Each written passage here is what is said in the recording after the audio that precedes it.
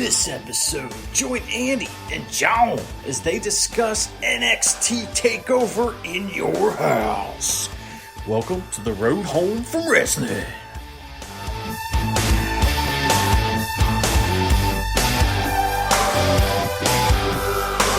in my car, I feel safest of all. I can lock all my doors, and it's the only way I live in cars.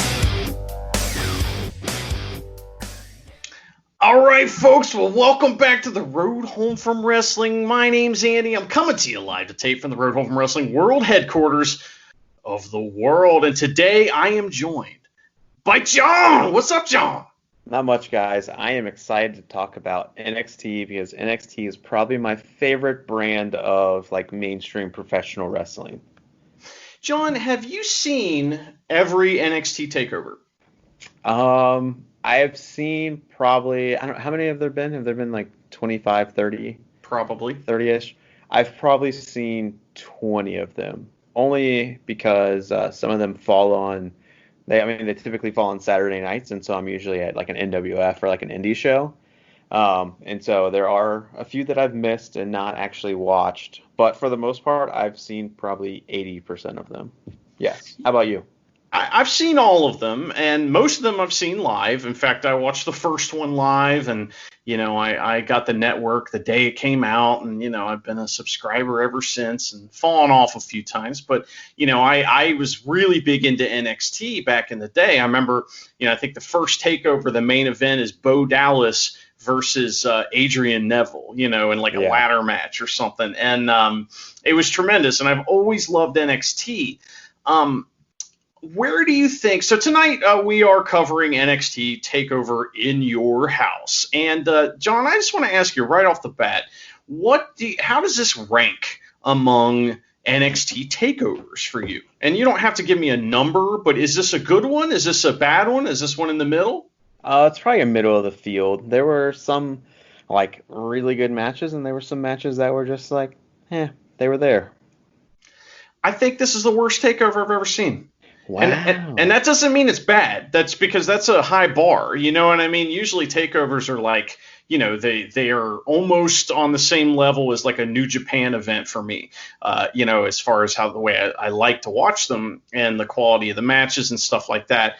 Maybe I'll feel different as we talk through this and talk it out and everything. But there were a couple matches that were tremendous on this show, and then there were a couple that were what the fuck is this?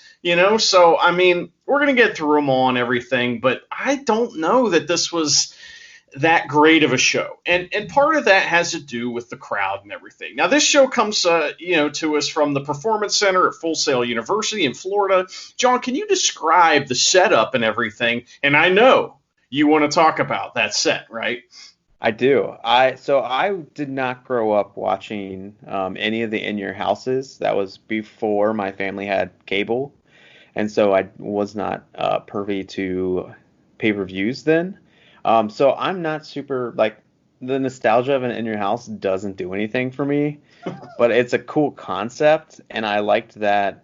I like the set. I'm a big set guy, and I like the sets from the In Your Houses, where it's basically, it looks like a white house with a big window. You got the front door. And then you got the body structure. So it's basically a house that's broken up into three parts, just kind of spread out. And so it had a very throwback feel to it while still having the massive NXT screen behind it. I thought it was cool. What did you think? I liked it. It's basically the ring is in the front yard of the house. That's what it looks like. Yeah. It's pretty cool. And, I like this as a concept. Now, the In Your House pay-per-views were basically a way during the new generation era for WWF at the time to, put out more content and charge a little bit less for it. So, okay. So your In Your House pay-per-views are usually about 2 hours. Or less sometimes, and they were $20 or something like that, or $10 as opposed to $60 or $50. So wrestling fans really liked In Your House, and there was a bunch of them. John, have you watched any of them, or do you have a favorite? When I heard that they were doing an NXT in your house, I went back and watched the very first one. I was not impressed by it. Um, I thought it was very cheesy and over the top, I thought. Especially when this is a thing that I kind of wish wrestling would bring back, and NWF, one of the local promotions we go to, kind of has it, where there's a hotline you can call to get the inside scoop and the dirt on what's going on. And that was a cool feature that they used to have back in the old In Your House era, that they don't have now. I think it would have been hilarious if they would have just set up some burner hotline that we could have called and paid $1.99 per minute to get the inside scoop where Rhea Ripley gets her eyeliner. Well, they did mention there was some throwback stuff that we're going to talk about where they did mention the hotline, and when I think of the hotline, I think of Mean Gene's hotline at WCW, which we might be talking about next week. So, In Your House to me is a fun show to go back and watch, and there's a million of them, like I said. I mean, there's some really good stuff. I believe Shawn Michaels versus Mick Foley is on one of those, and it's absolutely awesome. There's some really fun stuff. There's also some fucking bullshit on some of those shows because it's new generation. It's a lot of crap, and it goes into the Attitude Era a little bit, I think, if I'm correct. I might be wrong on that. But my favorite In Your House is Canadian Stampede. Canadian Stampede it maybe is the hottest crowd in the history of wrestling ever. It's unbelievable. If you've never seen that, go watch just the main event. It's like a 10-man tag with the Hart Foundation versus Stone Cold and a bunch of guys, and they're and it's flipped. It's basically the Hart Foundation. It's in Canada, so their faces, even though they're heels in America, and it's a really interesting show. Really cool stuff. That's my favorite one. There's some, Bad Blood, I think, is one of them, and there's the one with dogs and all that. I think that's in one of them. It's, there's a bunch of them, but they're short, and for the most part, they are very cheesy. But that's new generation era, man. Yeah, that's true. I mean, that was the era where we got Kane or Undertaker with that plastic skull mask on. That just made no sense. Well, tonight, like I said, this is coming to us from Full Sail University, which is where the Performance Center is, where Raw is, where SmackDown is, where all the shows are now, because we are smack dab in the middle of the, COVID-19 thing that's going on in 2020. We had a pre-show, though, and the pre-show starts with Todd Pettengill welcoming us to the pre-show. And there's a lot of this that happens tonight. Hey, remember that? Hey, remember? Do you remember? Do you? What about that over there? Do you remember that? Do you remember? Do you? This show is full of member berries, as South Park would say, and some of them are fucking stupid. And here's the thing with references. John, have you ever seen one of those scary movie rip-off movies, or it'll be disaster movie or something like that? You ever seen any of those? I absolutely love the Scary Movie franchise. It's one of my favorite franchises. But I'm not talking about Scary Movie. I'm talking about the ones that are the rip-off of. Yeah, that's Scary what the Scary Movie franchise is. It's rip-offs of horror movies, where they make fun of them. Okay. Yeah. Well, they're terrible, and the reason that they're so terrible is because they don't make jokes. They just make references. They go, right. Oh, look, it's a guy. There's the guy from the commercial. Here's an example of a thing that's not a joke. It's just a reference. Me and you are sitting in the living room and we're watching wrestling, and the Energizer Bunny just rolls by. That's the kind of shit that you see in most of those movies, and they don't write jokes. And that's what a lot of this stuff was tonight. It was just kind of what? Look at that. Right. Yeah, and honestly, a lot of I would probably venture to guess that the fan base of NXT probably was not around when these In Your Houses were originally around. Oh, well, if you ask everyone on Twitter, they certainly were around, John, and they saw all of them, and they know the references. So listen, brother, I am about to be 34 in 2 months, and I do not know any of these In Your House references. All right, well, we got to get into this show. So we got this pre-show. Nothing really of note happens on the pre-show. We got Scott Sanford, however you say, and Sam Roberts on the green screen, and Pat McAfee's in a box, and they rip on Sam. It's been 25 years since the first In Your House. Wow. And then I have a note here that says, John, what's your favorite In Your House? But we already did that. So I don't have one. Right. So there's nothing of note that really happens. If Sam Roberts is going to be on TV, I don't know what his function is. I don't understand what the point of like ripping on him is. I know he sucks, but I mean, like, what is the point of that? Like, what is he going to have a match with someone? No. Well, then, heat isn't heat unless it builds to a match. So what are we doing, John? I don't know. I don't want to see Sam Roberts in a match. I feel like he tries too hard to be like an old school Jerry Lawler who just rips on everyone, and it's just kind of annoying. He's like the heel commentator, except for we're like in the pre-show, and we don't really need like a heel commentator on the pre-show. We just need someone to tell us what's going on. Yeah, we don't need any pre-show to begin with at all. So let's wrap that up. So your pre-show main event was nothing, and this brings us to the show proper.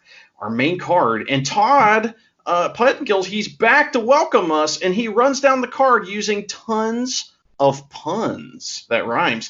And no one wins a house tonight. Fuck you, WWE.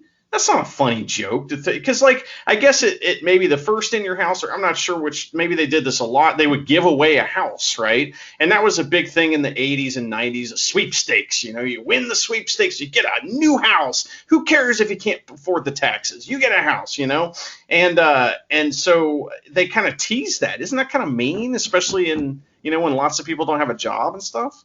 Yeah, I feel like they could have did like some kind of giveaway. Like they could have said like, hey, tweet in like to this and we'll put you in a raffle to win like an NXT championship title of your choosing. Oh, but John, tonight only. Those are 40% off. Hey, you just took one of my advertisements. Well, there's like 8 of them. Don't worry. Tonight only. Guys, you know what? Stop listening to this. And, well, it might be too late, but if it's not tonight, it's not the night of, I guess you won't be able to get the 40% off because they don't ever have that sale. They never have this sale. All right, so that's great. So we got Mauro Ranallo, Tom Phillips, and Beth Phoenix on the call, and I thought they did a decent job tonight. Sometimes they're kind of stepping all over each other. Beth Phoenix did say just random stuff every once in a while, but I don't have any notes on the announcers really because I thought they did fine. And when that's the case, there's nothing to say, right? Yeah, there were a few cheesy lines. I can't think of them, but there was one I definitely rolled my eyes at. Oh, yeah. I didn't think to write it down. But Mauro Ranallo, he I don't know, man. I know people love him. He kind of drives me nuts. Like, I don't need him. Mamma mia. Oh, she's in fuego. Like, chill out, dude. He is at 11, and then he gets to 12, and then he's at 13, and it's like, brother, when I used to be a drummer, right? And I learned that when you hit accents, you want them to be louder, but the way to make an accent louder without actually making it louder is play everything else quieter. It makes everything else stick out. And if he would, he doesn't have to be quiet, but if he would be at a 5 or a 6, and then he goes to 8 or 9, okay, now we're talking. And then in the main event, he gets to 11. That'd be great. He is, he's a little out of hand. And he reminds me of Vince McMahon. When Vince McMahon was an announcer, just, just chewing on all the words that he's spitting out. It's good stuff. So... But let's get to the action. What was our opening contest of the night, Andy? Nice try.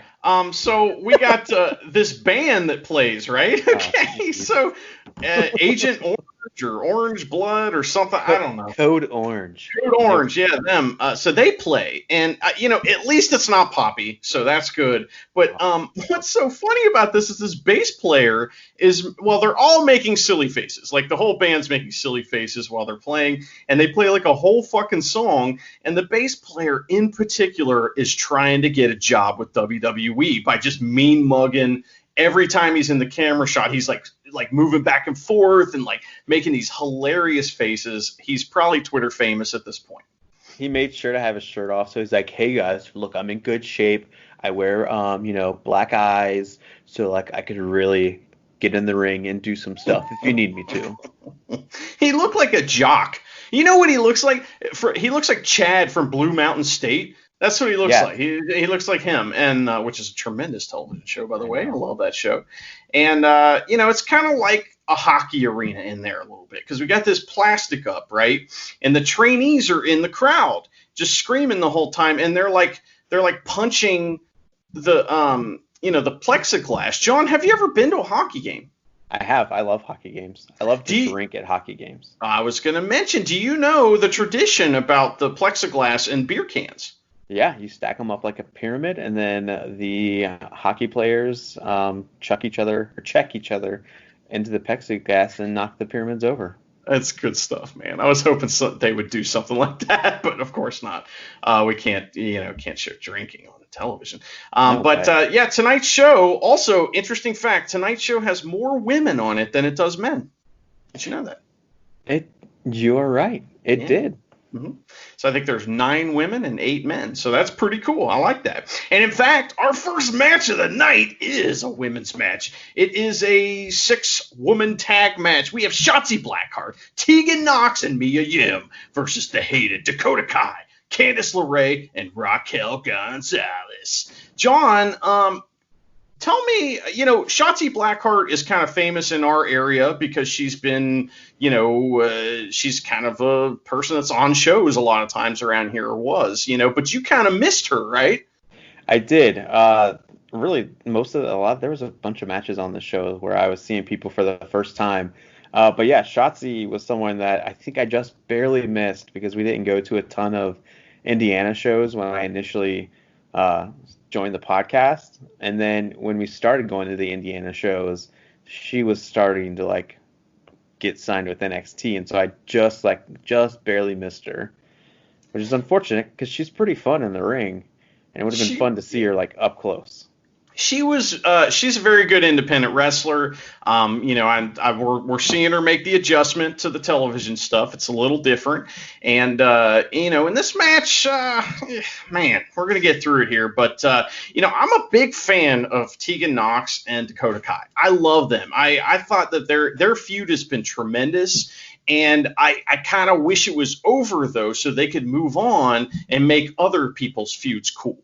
Because they clearly have the talent, so let's let them go over to other people and feud with them. But, at this point, basically the reason this is happening is because, as I mentioned, Dakota Kai and Tegan Nox hate each other. Dakota Kai and Raquel Gonzalez, she's Dakota's heavy. And Candice LeRae is just turned heel, and she hates Shotzi Blackheart. I did not watch the NXT shows leading up to this. I readily admit that because I just don't. I can't watch it live, and so because I can't watch it live, it's like, I'll get to it, and then I never do. So let's see here. So we got Mia and Candice starting out, but Candice tags Raquel in. She's like, nah, I'm not going to do this, so we'll get Raquel in here, and she is strong and does strong things. So then we get Tegan Nox tagging in, and she gets destroyed by Raquel, who tags Dakota in. So now we get our 2 kind of main competitors that are, feuding in this, and Tegan Nox gets, oh man, I was so happy about this. So we have a wrestler in our area named Pompano Joe, and he does this splash in the corner called the Homie Splash. And she did that. She did the Homie Splash. But in the past, she has done this move as the I blast my head off the mat and looks like I botched it. And so I'm glad that she went sideways this time instead of going straight up and down. Did you notice that she had changed that a little bit? I did, and I noticed, yeah, like you said, that she finally hit it better than not. Looked like she was going to die one time. Well, that's like her and Dakota Kai's thing now, is they just try to kill each other in the ring, which is fun. But like you said earlier, I mean, they've been feuding since November. Yeah. Let's wrap it up. We're almost at a full year of this. Yeah, it's time to blow it off, So Shotzi is back in, and Dakota hits a Canadian scorpion kick and takes over through the fucking ropes, John, through the ropes. International battle here. Crossing the border, And Candice is back in, and all the women gather to do some dives that are not very good. Everyone gets one. They're not good. It's just the camera shots on this were really bad. Like the angles were bad, so everything looked worse than it was anyway. And I'm going to talk a lot about the camera work tonight because it was awesome at times, and then it was like, what are we doing at other times? And like, for example, I think it was let's see here.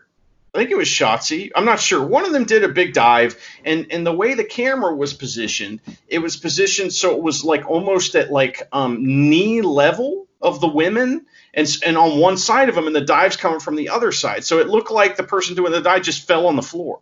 It was really bad. And I don't know that the dives were that spectacular to begin with. They were very convoluted and set up that way.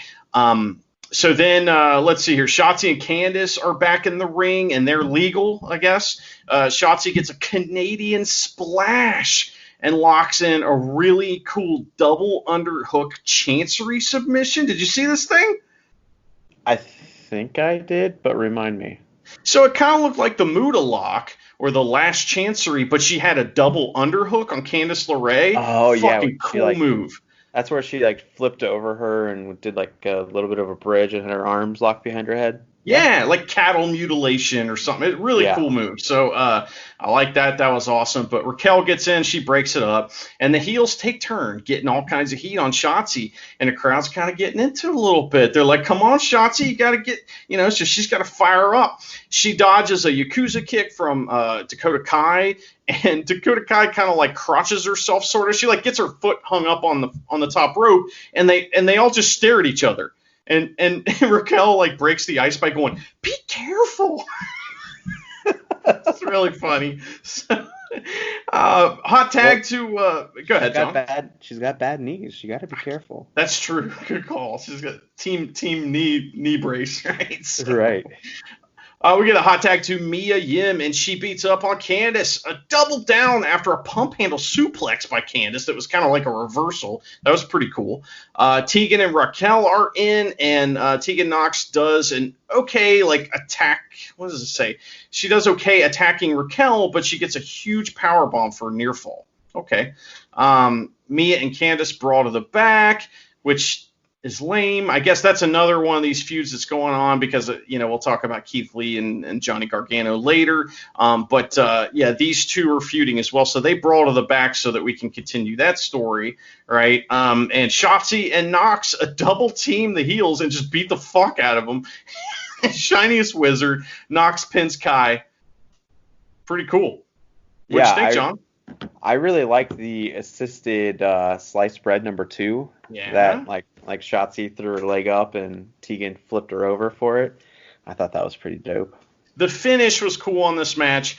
There was a lot of not good looking moves. My one of the things that I would, and of course I'm just some dude, I don't know shit, but my thing that I would say is that like sometimes you just need to slow down a little bit and make sure stuff looks good. That's it. You know what I mean? Like that could improve a lot of these, some of these matches that weren't so great tonight. That just by slowing down a little bit and just trying to make stuff look like it hurts, Yeah, but I would say that NXT is kind of like the closest thing that WWE gets to like indie wrestling. And indie wrestling is very much like your opening match is usually like your hot start, quick match. And so I think they're trying to match that pace. But like, hey, you're WWE. You don't need to. Well, we'll talk about that a little more in this Damian Priest versus Finn Balor match that's coming up next, and you'll see more what I mean about slowing down. I don't mean necessarily slowing everything down. You'll see what I mean. But anyway, yeah, so what happened next, John? After that, we got a couple of advertisements. We got an advertisement for Good Humor ice cream cookie sandwiches with a bunch of weirdos just eating them funny. And then the rock guy, I don't know what his name is, but he ended with like, wow! Yeah, I thought that guy was gone. Somebody told me he's just been hurt forever, I guess. That was the guy that was like, he plays like guitar or something, like fake guitar, and air guitar, and he's super over on NXT, and then just disappears. We never hear from him again until tonight. Yeah, he's been gone for literally like a year and a half, 2 years. And then boom, here he is. And then we got another advertisement for tonight only. Championships are on sale. Can we stop for a second? I need to get a championship. Which one would you buy? So if you're going to buy one, which one are you buying? I don't know. Which ones do they have? They have all of them, including special edition ones, like a Triple H anniversary one. Undertaker has his own, like, purple belt. The Rock has his own, like, electrifying belt. What about the Stone Cold Smoking Skull belt? Is that one there? I'm sure it is there. It should be if it's not. What about, I would want the Taz FTW belt. That's what I want. I don't know if they have that one. Fuck the world! I have a old WCW World Heavyweight Championship belt, but I do, but it is the WWE Championship version of it. So. The big gold belt. You need to start bringing that to shows just for fun. I think that'd be fun. No, because then I'd have to defend it, and I'm not trying to lose it. And after that, we got Rhea Ripley seen backstage snarling back in preparation for her match. She's like, one of her eyes is like got something wrong with it. Yeah, there's like no, like it's just a pupil. I don't know. Do you like that? Do you like? I remember there was a time in wrestling where everybody had fucking contacts in, like Rey Mysterio's wrestling with contacts in. You know, what do you think about contacts in wrestling? I think it enhances the character sometimes if they're used well. Like Ember Moon, she always had like colored contacts in, and I thought it really enhanced her like moody, like a witch doctor-ish character. But like Rhea Ripley, who's just already coming out as like a badass, she doesn't really need contacts in. Yeah, I like it sometimes. I just, when it makes no sense for the character, I'm just like, well, why is your eye? You think it looks just badass or something? I don't know. I had a problem with some people's gear tonight, but we'll talk about it. So some people think that I have contacts in because I have two different color eyes. Whoa! Like I have a blue eye and a green eye, and the green eye kind of has like a brown like part of it as well, depending on my mood, I guess. Mood eyes. Like, I'm not joking. Like, some days, like, I was checking on it the other day, and, like, my green eye was just full green. But there are days where it's, like, green and brown. I don't know. That's a new band name for you. My Green Eye. Yeah. And my driver's license, it says Dick as my eye color. Okay. Why? Because it's dichromatic is what it's like. It like officially is named by science, and so yeah, it just says DIC as my eye color. Pretty cool. I know, it is pretty cool. You know, it was also cool, the video package we got hyping this next match. So our next match is Damian Priest versus Finn Balor. And in the video package, we basically are told that Damian Priest wants to live forever, and Finn Balor says, "Don't worry, I've already got 20 years in eternity." I guess Finn's been wrestling for 20 years. I don't know. Yeah. What do you think of Damian Priest's gear here? Him and Rhea shop at the same. Yes, they do. Same outlet. They both love their fishnets and solid patterns. I don't know, man. It was different. Yeah, I think that's the first time I've seen him wear kick pads too, which I get it. He's like a martial arts dude to some extent, but a giant dude like that with kick pads. I don't know, man. It just doesn't look right. Yeah, because he's what, probably like 7 foot? No, he's like 6'3", you know, but because he's not that big. Well, Finn's like 5'1", so pretty much. You correct? He makes everyone look giant. So yeah, Damian Priest is out first, followed by Finn Balor. But Finn Balor wastes no time, and he rushes across the ring and drop kicks Priest further into the turnbuckle. Finn dominates to start the match until Priest reverses a whip and sends Finn into the steel steps, and then he clocks him with a right hook. And while he does a little remodeling of the ring area, he throws the top part of the ring steps, towards the entrance, and sets up like the larger flat bottom part.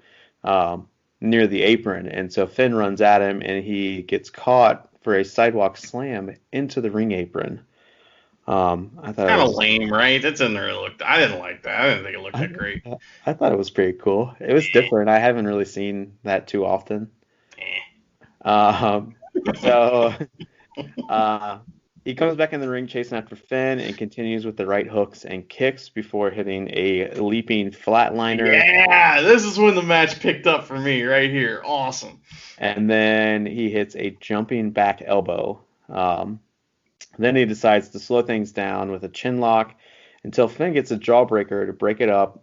But Priest ear slaps Finn, and then he boots him into the corner. Now, you didn't make note of this.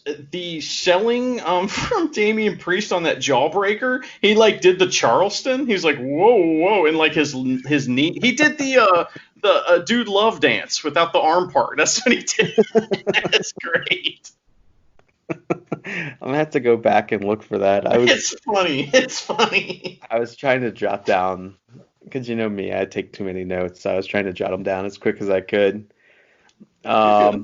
So Finn comes from the corner with a running forearm, and then he hits a really nice vertical suplex, Yes. which it felt like very out of place because Finn being so much smaller than him, like it looked like Damian Priest was just like gonna kick the ceiling with how high he looked like he was. It was supposed to be a brain buster too, because that's one of Balor's moves. But something happened right here. I just want to get into a little bit. So Finn Balor hit that flying elbow, and he pauses to like kind of look at the crowd and to work the crowd.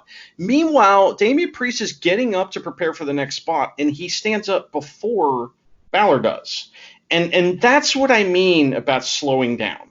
Like first of all, that you cannot get up before the person that did the move on you. That's fucking bullshit.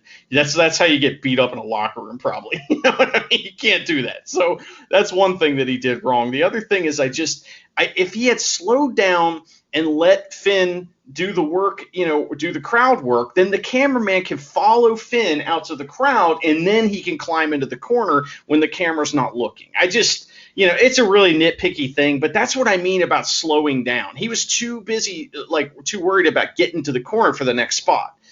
Just my opinion. Okay, yeah, I don't think I noticed that either.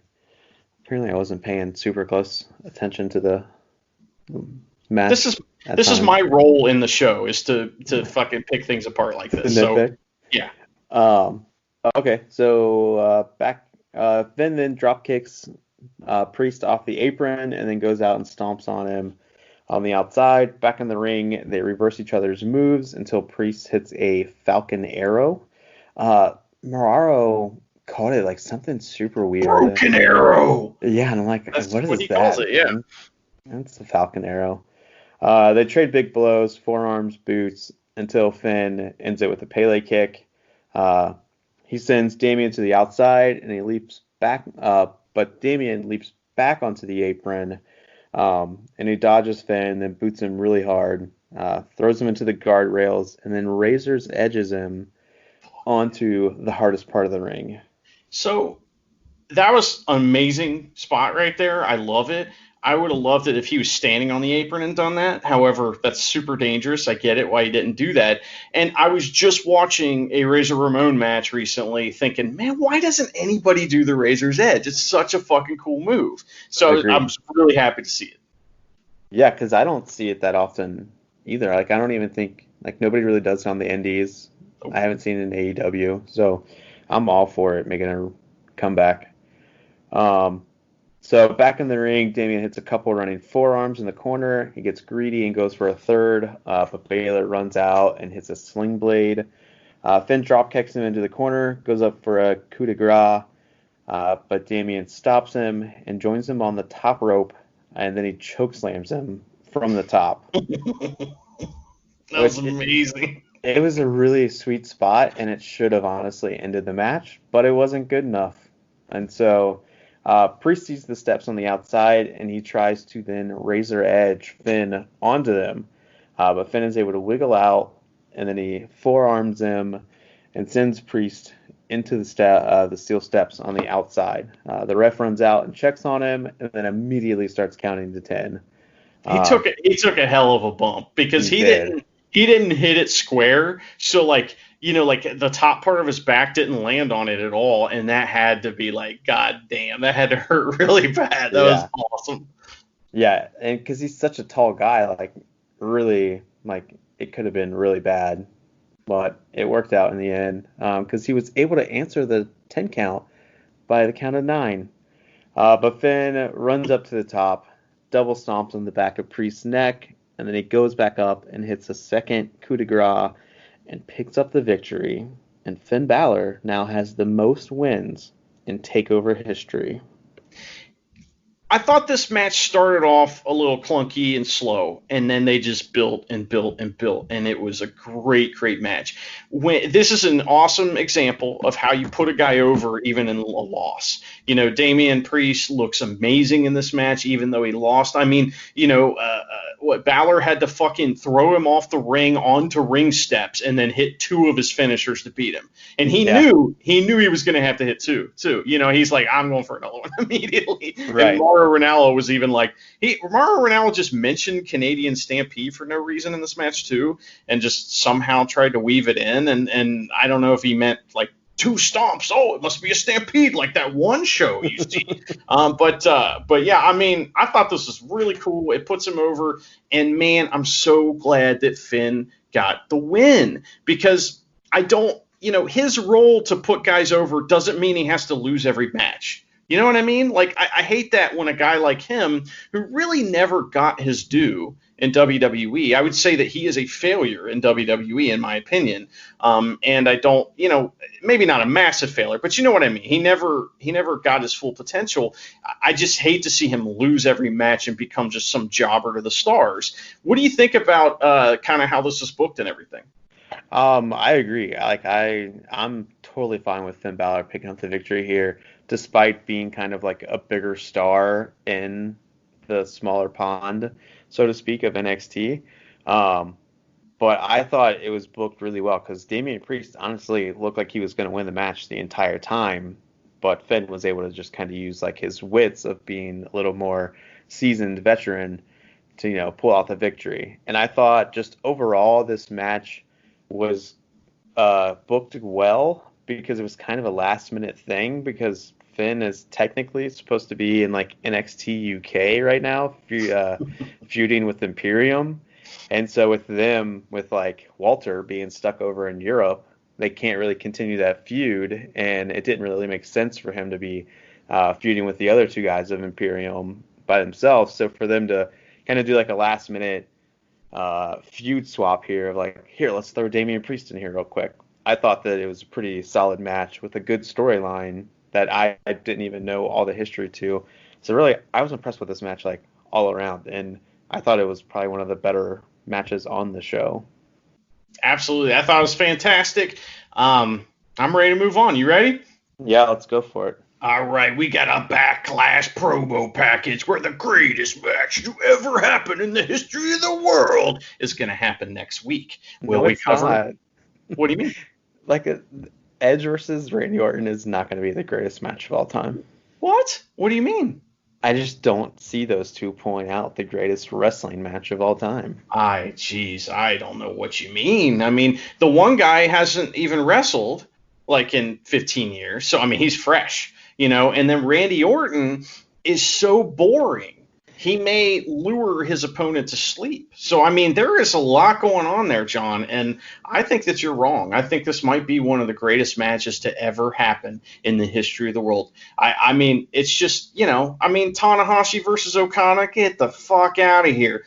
Kenny Omega, doesn't know shit. These guys are going to crush it. Don't you think?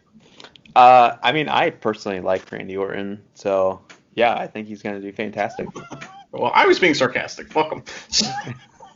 I'm excited to see Edge in an actual match, though. I hated the one at WrestleMania. I thought it was awful, and that's my opinion, of course. So then we get the. We'll have to talk about it next week, probably. Oh Jesus! So then we got the. Oh hey, Ico Pro. You remember? Do you remember the Ico Pro? Do you? Do you remember it? Do you? Oh. It's a thing. Do you? No, I don't remember. Do you know what that is? No.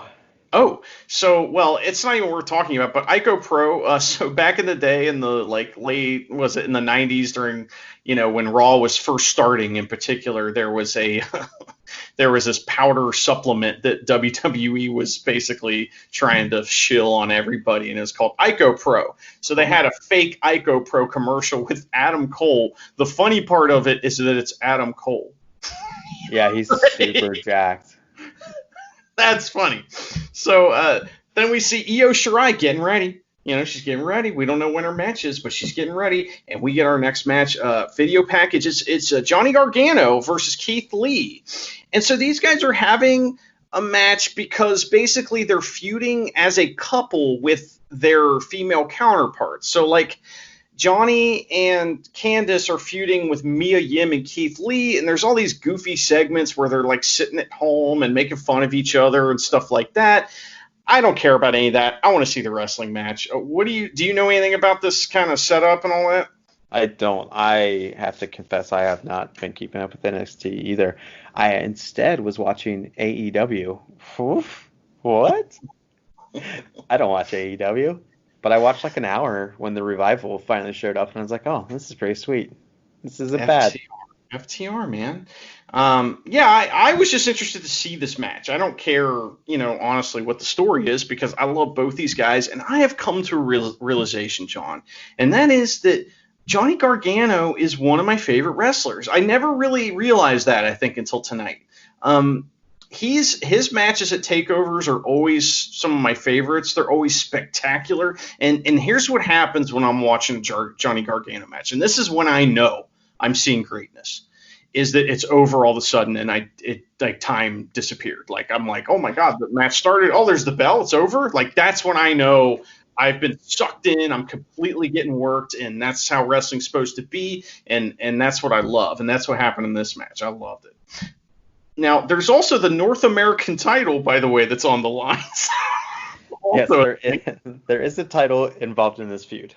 So Keith Lee is the champion currently, and Johnny Gargano wants that thing.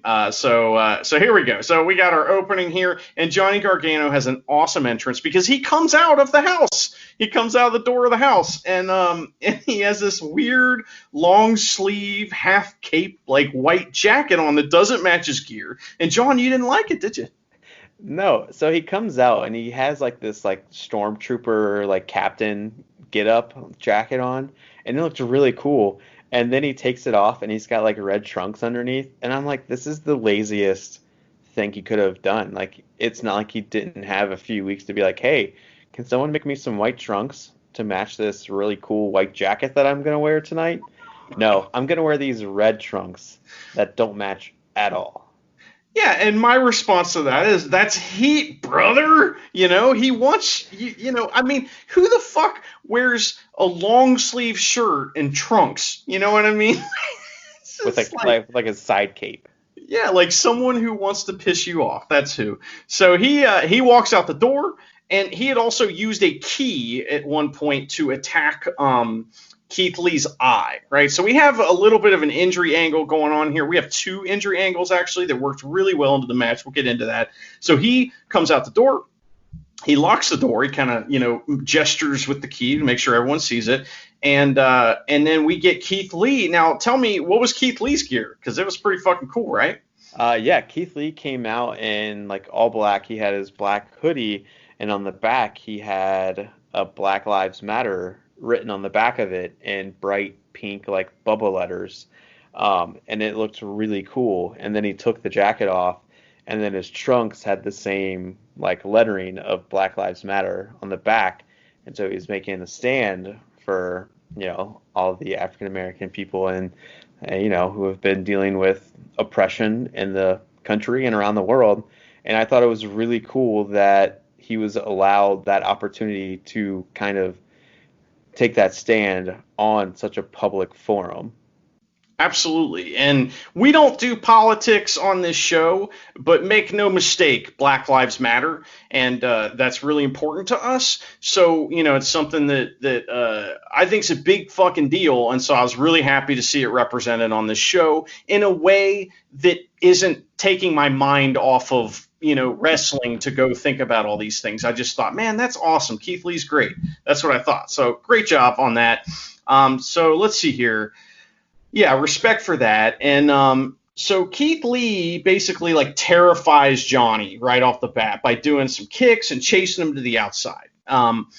There's a spot where Johnny gets caught on a dive. Oh my God. And this is when I realized the things were different with the camera work. And I'm going to tell you what I mean. So Johnny Gargano tries a suicide dive, and here's Keith Lee waiting for him, and he catches him like you're holding a baby, kind of like John Cena was holding that baby in Playing with Fire, where they're like face to face, and the camera guy the camera had not cut. The camera followed Johnny Gargano to the back of the ring, followed him out, and then just hung on him looking at Keith Lee, and like Keith Lee having this like really satisfied look on his face, and Johnny Gargano having the oh shit I'm fucked look on his face. And I realized they aren't cutting. They're leaving that was almost a minute. I timed it. That was almost a minute that they hadn't cut.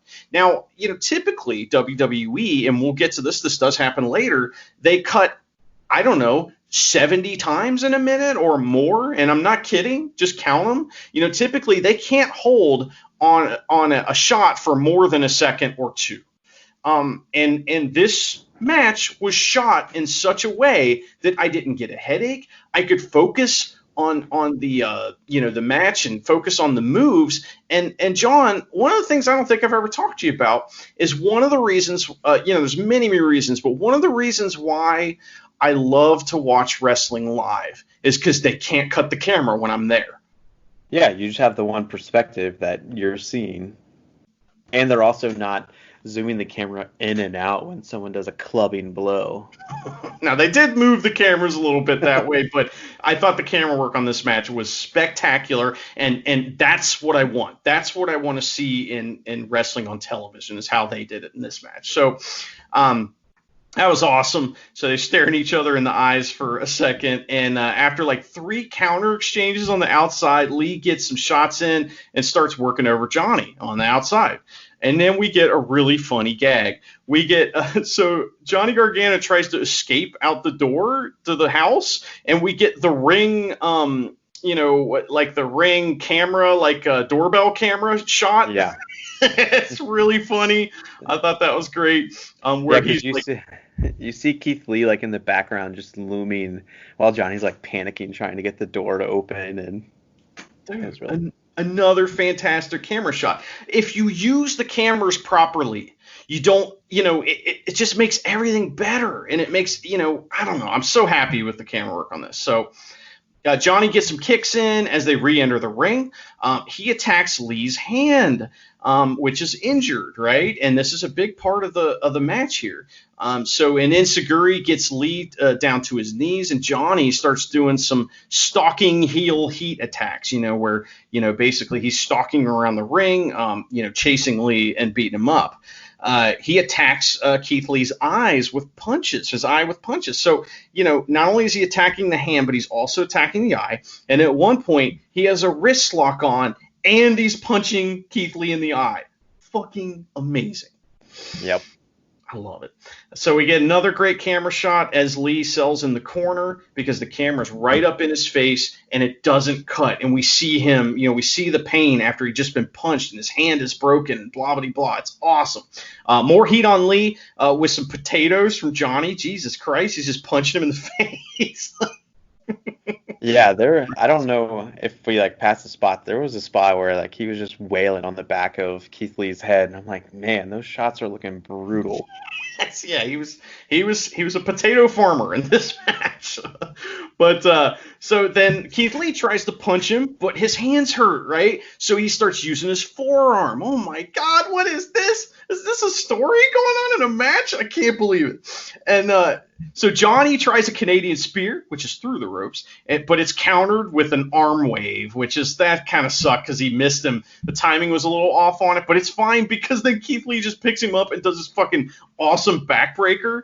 Really cool. Keith Lee tries to set up the spirit bomb, but Johnny escapes. Not the Gargano escape. Yeah. And Keith Lee starts hitting tremendous forearms. So Johnny does a pop-up arm bar. A pop-up arm bar. This spot was so sick. I was like, holy shit. I've never seen a pop-up armbar. Well, it's the other way around. He was like Johnny, the person doing the armbar was the one that got popped up. So he pops, like Keith Lee pops him up, and then he grabs the arm. Really cool. Keith Lee is lifting him with one arm. So we see that kind of, like that power bomb spot where you got like, a guy's got a guy in a triangle or something like that, or an armbar, and he picks him up. But Keith Lee does that with one arm and like kind of curls him, as Mauro Ranallo says. Really cool. 3 clotheslines from Johnny, but Lee answers with just a giant one, and so we get a little double down here. Keith Lee starts talking shit. He picks Johnny up for a spirit bomb, but Gargano grabs the fingers and, stops him, and he gets a little sunset flip action, and the crowd starts singing, Gargano sucks, like John Cena, which is weird. They were told to do that. Yeah, I don't know. It's weird. We get 5,000 reversals that end with a huge pop-up spine buster with one arm from Keith Lee, but he can't get the pin because Johnny rolls out of the ring. Keith Lee sends Johnny back in, but Johnny Gargano gets this diving DDT that causes both guys to be down on the outside. Really cool. Johnny Gargano can't get Lee in the ring, though, to pin him. So he thinks he's going to win, but he can't get him in the ring. So. Right, because Keith is definitely like probably 1.5, 2 times bigger than Johnny Gargano. There's no way he's lifting him up. Some other fun heel shit is the ref is counting, and Johnny just runs in and is like, bah! Just like starts yelling at the ref to get him to stop counting. So that was funny because he knows he can't win the title that way, right? And that's what he wants. So. Then we get another amazing camera spot because he comes back out. Johnny Gargano is in the ring yelling at the ref. He walks back out to go attack Lee again, but he's still kind of jawing at the ref. And here we go. Out of nowhere, at the side of the camera shot, here comes a huge pounce from Keith Lee through the fucking plexiglass. Oh, that was awesome. So Keith Lee drags Johnny Gargano around and picks him up. And then Candice LeRae runs in, and she tries to stop him, but just immediately is taken out by Mia Yim, which this didn't even play a factor into the match at all, which I'm kind of glad it didn't. Johnny Gargano gets the key out of his trunks while the ref is distracted by all the shenanigans, and he hits this fucking amazing DDT into the ring for 2. And at this point, Keith Lee's on his knees, right? So, Johnny Gargano's like, fuck, what am I going to do? So super kick to the kneeling opponent, gets a 2. Then another. And Lee keeps kicking out. And Johnny Gargano's getting frustrated. So Johnny steps on Keith Lee's hand, but Keith Lee uses the other hand to hit a spirit bomb with one hand. He fires up, hits another like kind of pinning power bomb in the BBC and gets the fucking win. God damn. We're going to get through this tonight. I don't know that. I mean, that was probably my favorite match. It was absolutely fantastic. John, what'd you think of this? I agree. That was the best match on this card. And I think it's because a lot of the other matches were lacking like that in-match storyline that this one had. Where it's like Keith Lee was fighting an uphill battle of like having an injured hand, having a bad eye. And this was the only one that had like a psychology had like a story. Yes, involved. Tons of psychology. And it was fantastic because you thought that it was going to be over when like Candice and Mia ran through and Johnny stabbed him in the eye with the dick key, and it wasn't the end. And I was like, holy crap, how's this going to end? Because then Keith just keeps getting like pounded with like, because usually 3 kicks to the head and you're done, but he was kicking out so aggressively. He was sending like Gargano over the ring or over the ref, and I don't know. It made both of them look great. Like Johnny Gargano is Johnny Takeover, and Keith Lee is just continuing to like impress the crap out of me. So another part of this, if we want to compare this to Finn Balor and Damian Saint in a way. And here's why. Because in that match, Damian Saint's kind of a newer guy, and he's getting put over huge by Finn Balor in a loss, right? So this is a similar thing. However, Keith Lee gets the win here because he's a champion. I know he's not a new guy, but I think Keith Lee is still being established because he's only wrestled like 2 people in NXT. So, this is the first time that we've seen him against a smaller opponent who's a piece of shit heel that's really, really got it out for him, So, I love this so much. I don't give a shit about the storyline, but the in-ring story was fantastic. I might watch this again tonight. I don't know. I don't know if I'll have time. I got to order that title belt, but it's getting late. So, John, all of them. Well, John, tell us what happened after that. After that, we had a promo for the next edition of 24, which is really the WWE 24s are fantastic little documentaries that they put together. But I don't know why we needed a Ric Flair retirement 24 from 12 years ago when he retired at WrestleMania 24. John, why are we doing this 12 years later? Here's no one cares. Why. Don't turn the network off. Have the network running at all times. In fact, start up your computer and your PlayStation and your phone and run it on all 3 devices at all times. That's why. Oh my God, no. And then after that, we got another Good Humor ice cream sandwiches promo advertisement where Shotzi does not give an F about brain fuses. She just shoves an entire cookie into her mouth. And Tegan Nox is disgusted. We see Charlotte getting around to finally tying her boots backstage and making sure the tongue of the boots is up high enough so it doesn't chafe her shin. And then we get thrown into the Backlot Brawl video package, which is our next match for the NXT Championship. It is Adam Cole, the current reigning and defending over a year longest reigning NXT champion, going against Velveteen Dream. Now, John, I asked you to watch a match this week. Can you describe for the folks what the match was that I asked you to watch? Yes, it was another backlot parking lot brawl match between, it was Steven Regal, correct? Or was it William Regal? Against another guy. I don't know. Who was it? Who was the other guy? The Belfast Bruiser, Fit Finley is who it was. That was Fit Finley? Correct, yeah. So Fit Finley... He had so much more hair. Yeah, let's not. But he had come in from, Belfast or wherever he's from, and he worked a lot of matches with William Regal. And that one in particular I showed you, and you said you were expecting a bloodbath. Is that right? Yeah. But that's not what it is. It's one of the stiffest matches to ever happen. And both guys got injured severely. I think this was right before William Regal was going to rehab. So he knew he'd be off for a while. So they just beat the fucking shit out of each other. And they broke windows in all these different cars. And half of the windows weren't gimmicked. And it's just one of the most real matches I've ever seen. I just wanted you to see that so you could see what I think a good backlot brawl is, and so, let's talk about this one.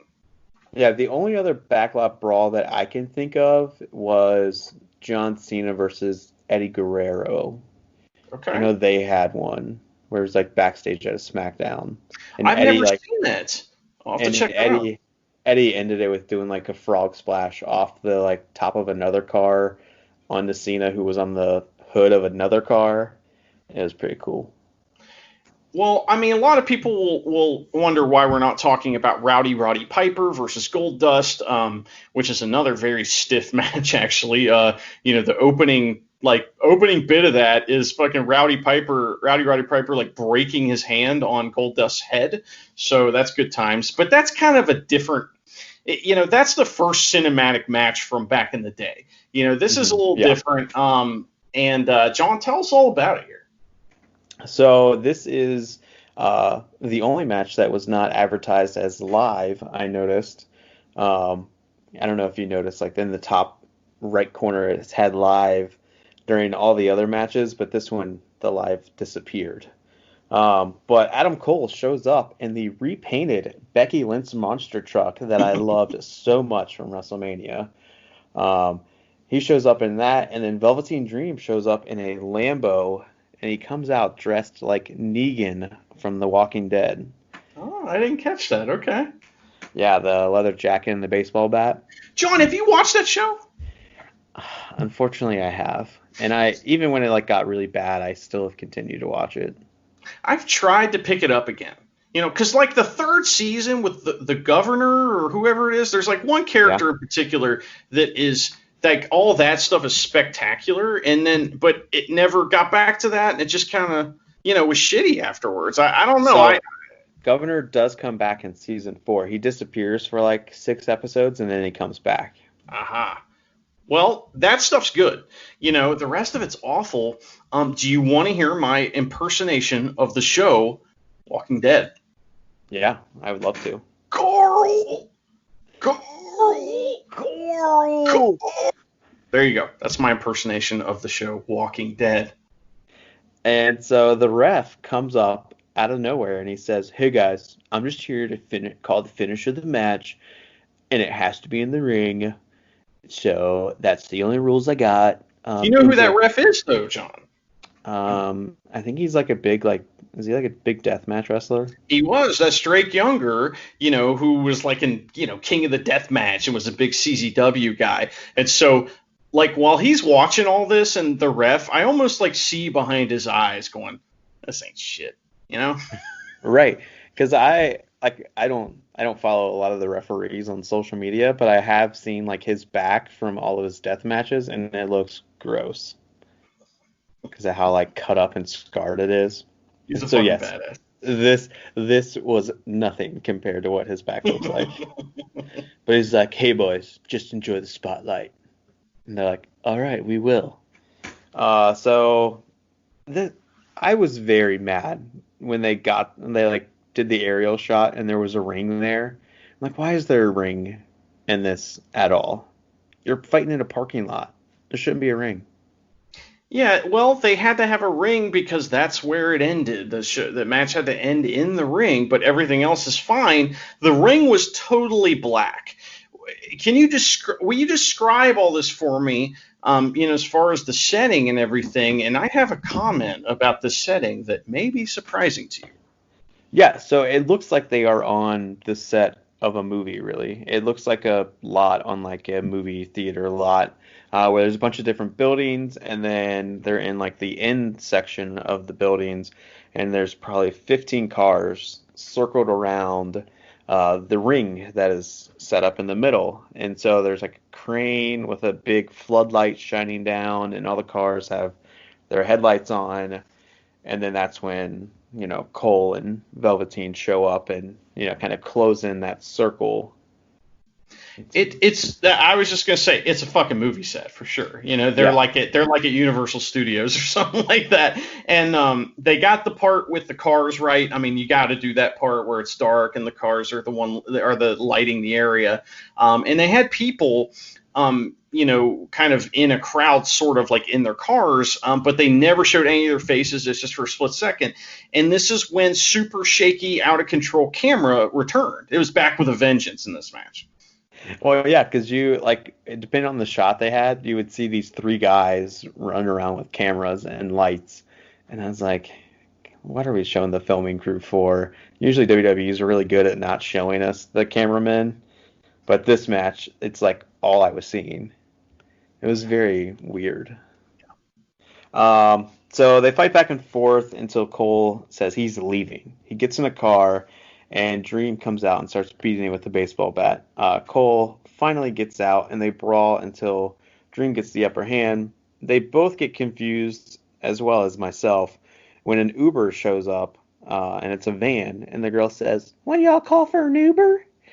And they both look really confused, and for some reason she just opens both sliding van doors. It's like ah! So they start fighting through the van, obviously, and she's screaming, and the ref's like, "You might want to get out of here, babe." Hey, and John, how do you do this spot and not have her take off in the van? Have them not fight in the van as it's driving? That's what I thought we were doing. Come on. I literally thought that we were gonna the cameraman was gonna get in the front seat, and those 2 were gonna sit in the, the bucket seats in the middle and just punch the shit out of each other while they drove around, a circle around the lot, and they didn't do it. I was disappointed. They would have got a 1-star rating though on that Right? Yeah. if they did that. I was waiting for that joke. So Dream chucks Adam through it. Cole starts trying to open doors of various buildings, but he's having very little success. Dream catches back up with him, but he is able to pull Velveteen into a metal pole, and it puts him down long enough for Adam to find a door that mysteriously opens. Dream follows him and eventually finds him, but is greeted with a fire extinguisher to the face. And so that sends them fighting back towards the cars. And then Adam starts wailing on Dream, who is leaning up against a truck. Dream chokes Cole with his shirt and then sends him into a ring post that comes out of nowhere. What? Yeah. Like, even with the floodlights, that ring post, like, I don't know where it came from. Yeah, you're painted black. That's pretty dangerous. The painted black ring post in a dark alley. So the ring post came out of nowhere. Back in the ring, Dream, it says that Dream fries. He tries to pin Cole, but Cole gets a rope break. I was so pissed off. I'm like, you're doing a parking lot brawl that you've already threw a ring into this mix, and you're going to give him a fucking rope break? This is so stupid. That's unacceptable, right? You cannot do that. How can you do that? So in your wrestling promotion, you've already acknowledged, like, if you're like doing a backstage promo and someone interrupts, that person is fired. If I'm doing a wrestling promotion, there will be absolutely no rope breaks. I think rope breaks are, ever.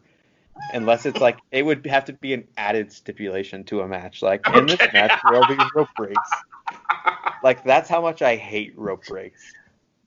I like them when we're 20 minutes into a main event and the babyface is struggling to get to the ropes. That's when it's appropriate, not like 3 minutes into a parking lot brawl where, they're throwing baseball bats at each other and there's clearly no disqualifications. You know when I like it? I like it when Kevin Owens is having a match and he has a hot dog in his hand for some reason and he uses the hot dog to cause the rope break. Well, that's funny you mentioned that. John Murray years ago actually did that in a match versus Daniel Winchester. He used the hot dog to get a rope break. That's when it's acceptable, but not when you're in a parking lot brawl match and he's under the rope. Fair enough. No. So Dream goes for an axe handle off the top, but he gets caught with a super kick. Dream then returns the favor and then body slams Cole onto the hood of a car. That's awesome. He moseys back and somehow finds a really fancy ladder that's like all taped up, and it looks like the nicest ladder I've ever seen. And it matches the ring and everything, right? Yeah, you got to color coordinate those things. Dream climbs up the ladder, and then as he's getting ready to jump off, we hear a car come squealing into the parking lot with honking and its lights flashing, and the other members of the Undisputed Era have shown up. And Cole climbs to the top of the ladder, but then he gets knocked back off, and he goes through the windshield and probably the spot of the match. And then they do this really dramatic, oh my god, my tricep is bleeding, and it looks so real. I have a observation that I thought was pretty funny. So when the Undisputed Era showed up, you could see Bobby Fish and you could see Roderick Strong in the front seats, but I did not see Kyle O'Reilly. But I did notice the trunk was open when they showed up, and I have a question in my notes. Was Kyle O'Reilly in the trunk? Is that where he came out of? So Kyle O'Reilly has not been around since like the COVID thing, because he's got like a high level of like diabetes, and I think he has asthma. So he's kind of been sitting out this entire time, and they've just been letting the other three guys kind of do their thing. Well, Kyle O'Reilly is awesome, by the way. He's tremendous. I love Kyle O'Reilly. But yeah, so that's why Hugh did not see him, or he was still just like he stayed in the trunk and he's like, I'm not coming out there, guys. I'm nervous. So maybe that's what was happening. So after Cole gets knocked down off the ladder, goes to the windshield. Roderick Strong and Bobby Fish start beating up on Velveteen Dream.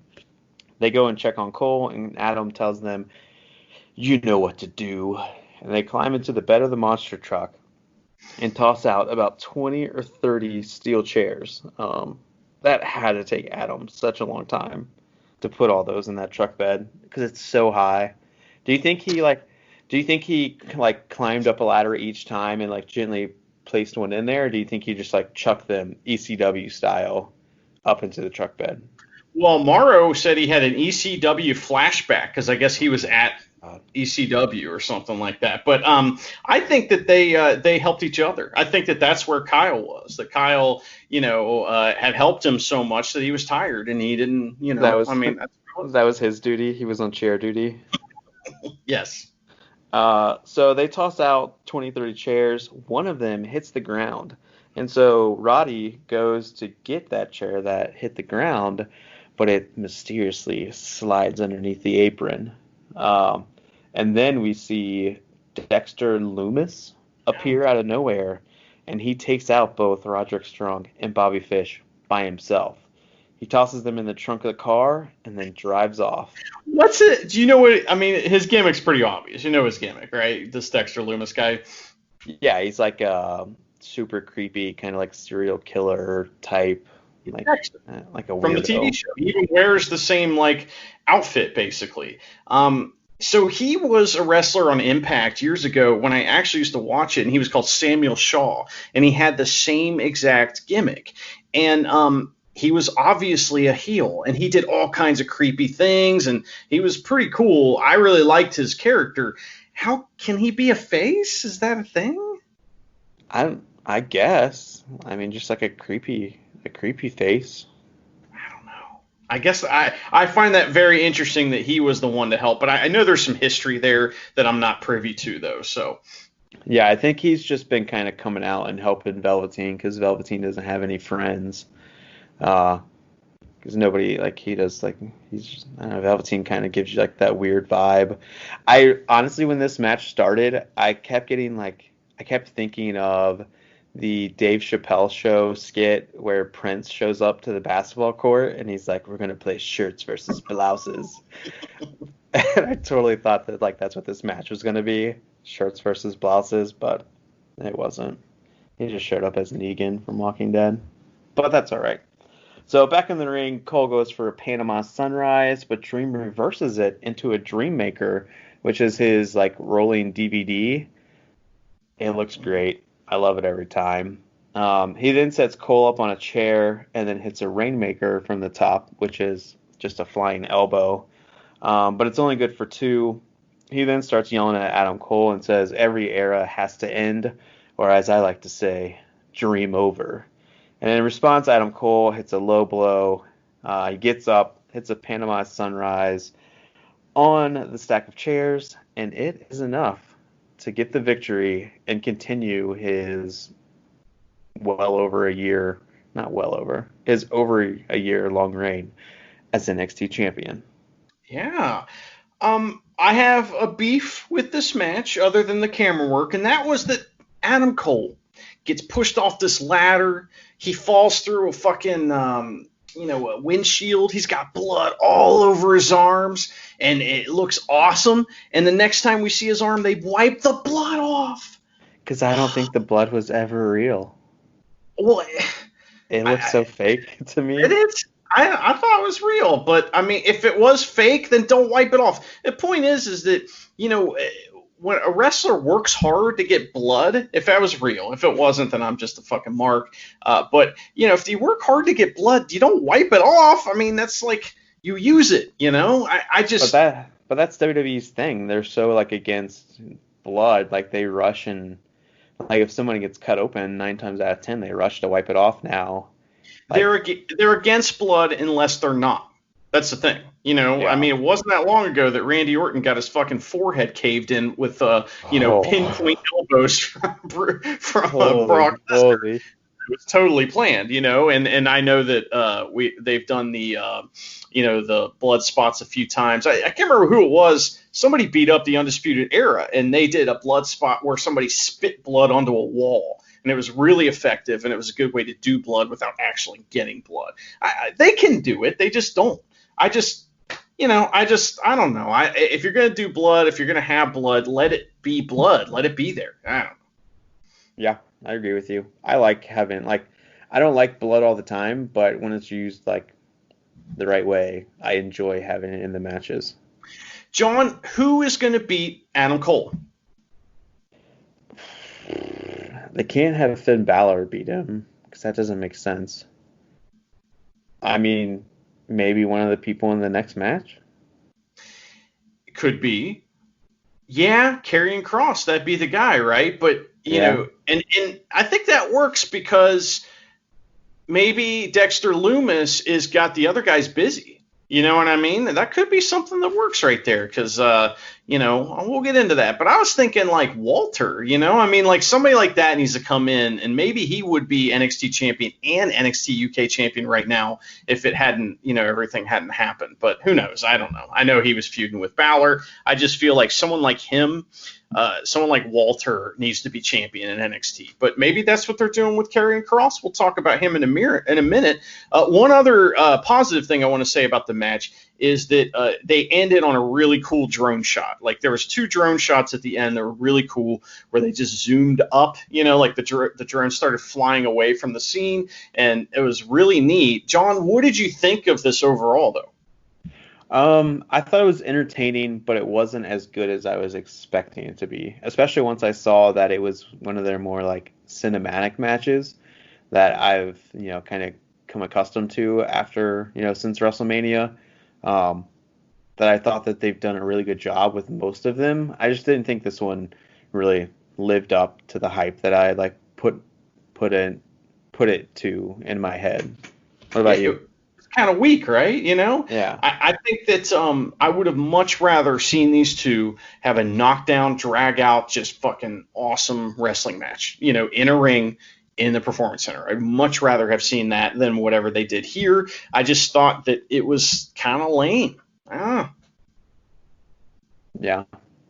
All right. Well, next we get Todd Pettengill. He's back to lie to us about how many matches are left. Yeah. He says that there's only 5 matches, and I'm like, wait a second. So coming up next is your main event. And you text me and you're like, wait, weren't there 6 matches advertised? I'm like, yeah, this idiot doesn't know what he's talking about.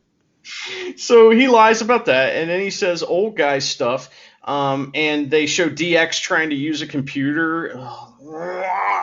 This is another so old. And it was a super old computer. Well, that's the joke. Okay, so if you go back and watch these in your houses, they often will say, oh, get on Comcast and you can talk to the wrestlers. And comically, wrestlers will act like they're typing, or they're talking to someone who's typing for them. That's common. We'll see that in another pay-per-view we're going to cover here in a couple days. And it's just one of those things where, the joke's already there. You don't have to, doubling down on the thing that's already funny isn't making it funny. I don't know. I just thought they don't know how jokes work. So that was stupid. And next we get a Tommaso Ciampa versus Karrion Kross video package. Pretty cool. They don't like each other. Basically, I think what I understand is that Ciampa's like, I'm the best in NXT, and Karrion Kross is like, well, I want to kill the best in NXT. Is that kind of it? Yeah, that's essentially what it is. Like, Karrion Kross just wants to make a name for himself, and he's going to do that by trying to take out the biggest dog in the yard, which I thought that we had already established who the biggest dog in the yard was, because didn't we have a blow-off match between Gargano and Ciampa where, like, NXT's only big enough for one of us? And so Gargano won that, and for some reason Ciampa's still hanging out. It's fine. Of all the indie wrestlers I've seen, before I started going to like local indies. I would go to Ring of Honor all the time, and I've been to a bunch of Ring of Honor shows, and I saw Tommaso Ciampa all the time. And he is somebody who's come so far. I mean, he looked like me back then, like noodle arm dude, no definition. And now he is so jacked, and he's become one of the best wrestlers in the world. I would have had no idea back then that guy could be one of the best wrestlers in the world. And I'm really happy for him. And that's awesome. Now, Scarlett Bordeaux is someone I'm also familiar with from Ring of Honor. She did a lot of the ring announcing at the shows I would go to back in 2014 and 2015, and she was training to be a wrestler at that time as well. Karrion Kross, Killer Kross from the Indies, was on Lucha Underground, apparently, although I'm just now getting to season 4 and I haven't seen him yet. So, but he's a guy I know I've seen at a show. I know I've seen him. I just don't. He didn't make an impression on me, or maybe I'm wrong and I didn't see him. What do you think, John, of Karrion Kross's entrance? I think it is like one of the most badass entrances in wrestling right now. It's kind of along the lines of Aleister Black's a little bit, Okay. but maybe a little more sexy because Scarlett's there and she's like real sexy. Yeah, she sure is. There's a wrestler in New Japan Pro Wrestling, and his name is Taichi. And Taichi comes out and he sings his own theme song. And the joke is that he's lip singing it, obviously. And he has a female counterpart that is dresses like him, and they're it's very gothic, and it's kind of the same thing. However, her name's Miho, and she is very submissive to him. Like she like worships him, and I think that that's not going to fly in America, so I'm glad they're not doing that, because she is extremely submissive to him, and just like I don't know how else to describe it. So, but it's really cool, and it's a really funny gimmick, and it's supposed to be funny. So when the first time I saw this, I was like, oh, that's kind of like Taichi. I love Taichi better because I've seen him a lot more and stuff like that. But I like this a lot for an American version of that kind of thing. We get the lip syncing from Scarlett, and she's got it nailed. There's like screaming and stuff going on with the music, and she's lip syncing to that. My only issue with Scarlett is she was not a factor in this match at all. Why? No, she wasn't. And she's kind of been from what I've seen, she's kind of been like the mediator of this feud, because she'll show up like a ringside during Tommaso's matches while Kross is nowhere to be found, and she'll kind of like be there to like intimidate him, like, hey, he's coming for you. And here she was just kind of like stood ringside.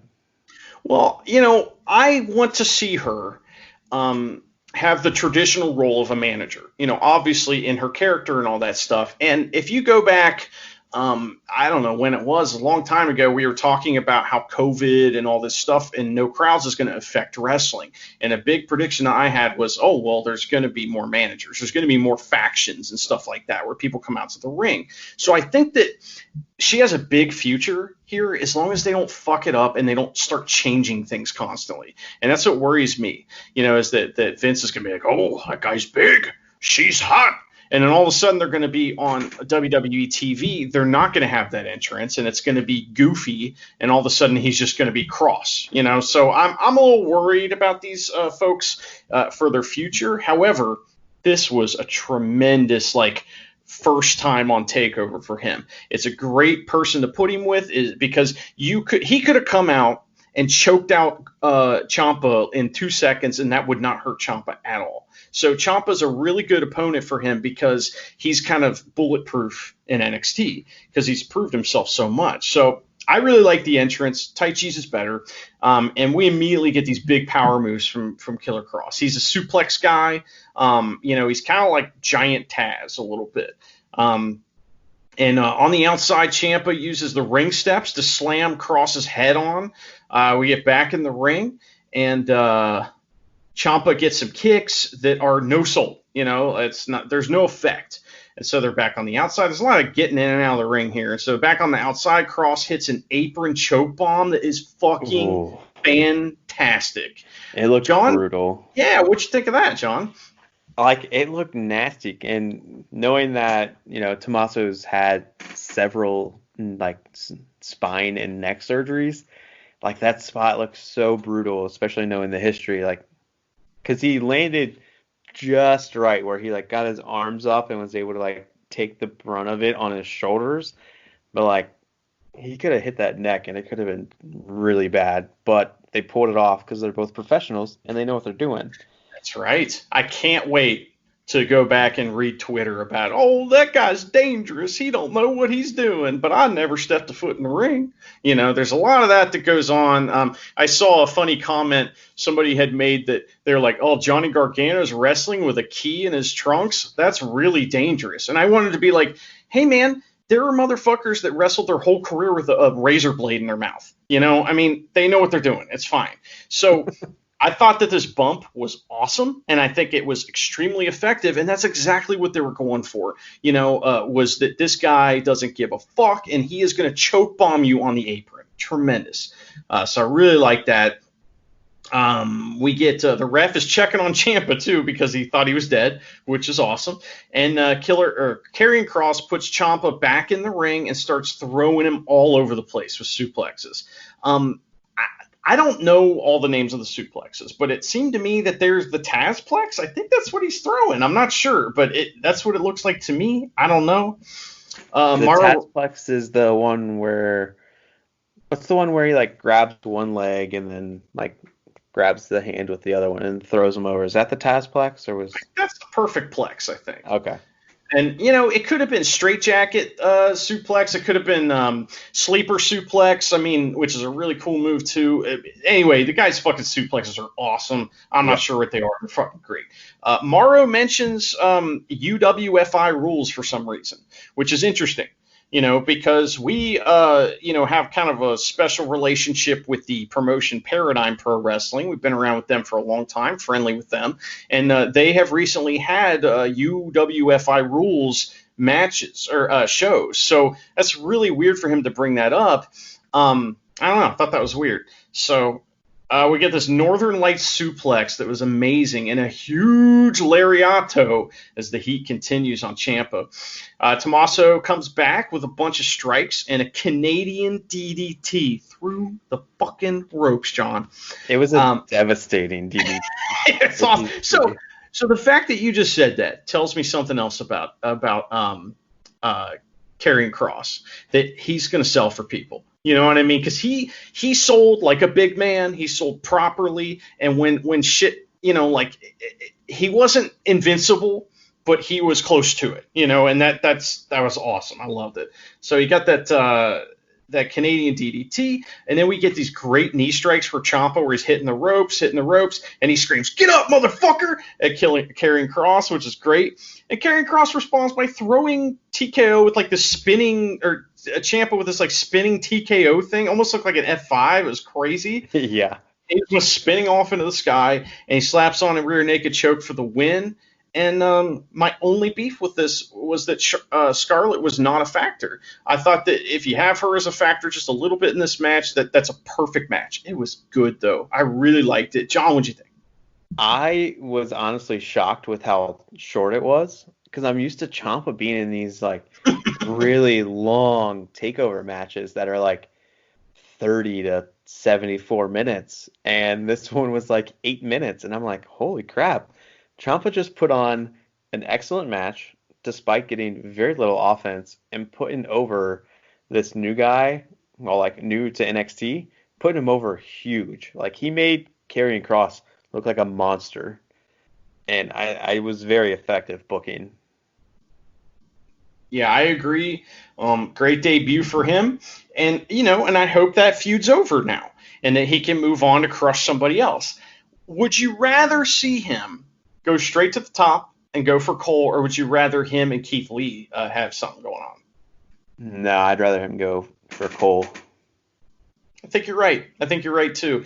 I would like to see that match between him and Keith Lee, but, I think you're right. I think this is kind of a special guy, and that's one of the things that I didn't get before tonight. A lot of people were, talk about this guy, about how he's a special wrestler, and I had never really seen it. And so tonight I got to see it. He's a special guy. I agree. I'm happy. I can't wait to see what he does next. Yeah, and he's been one of the few wrestlers where they've done like video like vintages before he debuted. And so I thought that was pretty cool too, is that they're really trying to establish him as like one of the next big monsters in the company. And that's, like I said, that's my only worry about him, is that they've done that with everyone. Everyone who comes to NXT gets this big, if they're like a big guy on the indies, they get this big push right off the gate, and then I mean, look at Finn Balor. He was one of the first guys for that to happen to. There's a lot of guys like that have been around and just kind of, they're just not around anymore. So I hope they do this right, because this guy could be one of those guys that's main event in WrestleMania in 2 years. So yeah.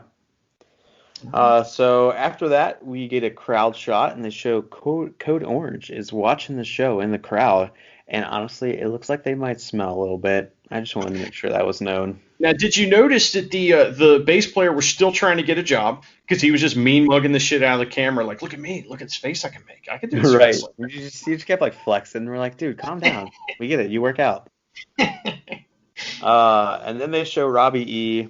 I can't think of what his WWE name is. They show Robbie E in the crowd, depressed because Chelsea Green ditched him, and he now has no clients. Then Renee Young tells us to join her on Facebook Live as she talks with Triple H right after the show. So unfortunately, we're not watching that live interview right now, but that's okay. And then we get a video package for the main event, which is the triple threat NXT Women's Championship match. It will be Charlotte, the reigning champion, going against the former champion, Rhea Ripley, and the never NXT champion, Io Shirai.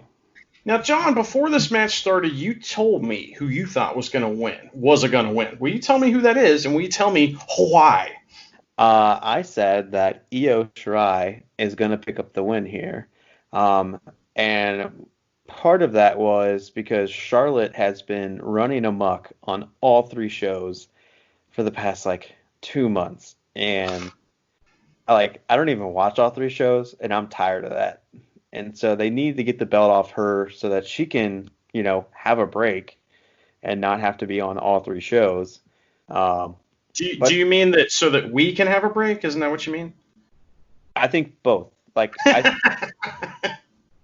Definitely, us as fans, I think Charlotte is great, and I think she is one of the best female wrestlers of all time. But you can't too much overexposure is gonna be a bad thing in the long run. So my thoughts on Charlotte, as far as her abilities as a wrestler, is I've never seen her have a good match with someone who's not as good as her. I've only seen her have good matches with people that are way better than her. And that's my opinion, but that's usually the sign of someone who isn't that great. However, I think she has the potential to be great, and I've seen her be great, and I want to see her continue to be great. There's just too much of her, and the fact that she's supposed to be a face on Raw and SmackDown, but she's a heel in NXT, but they book her kind of like a face. It's so weird, and yeah, she's like a tweener. But that's terrible. She's an awful face. She's a tremendous heel. I think that's what they need to stick with her. Now, Io Shirai is there's a lot of people who think that she might be the best women's wrestler to ever live. And I don't think she's gotten really much of a fair shake in NXT either. So I was really happy to see her in a main event. This is kind of a big deal. The women are main eventing, but not only that, but Io Shirai gets to. And, if you go back and watch her stuff in Stardom, it's super fucking stiff. And I think